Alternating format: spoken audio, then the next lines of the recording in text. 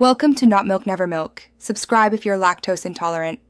You're starting with a ready camera, battery charged, and SD card formatted in the camera so file structure is correct.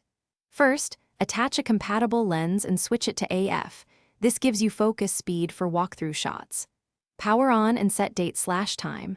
Once done, open the menu and select ZAVC S4K for highest quality.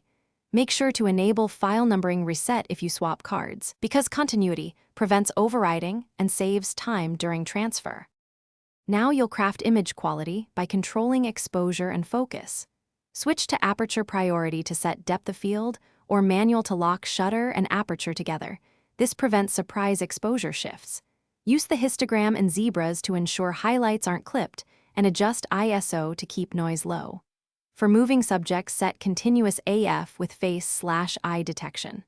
Once your composition is locked, use peaking or magnification for critical manual focus. When filming detailed, begin recording with a clear plan.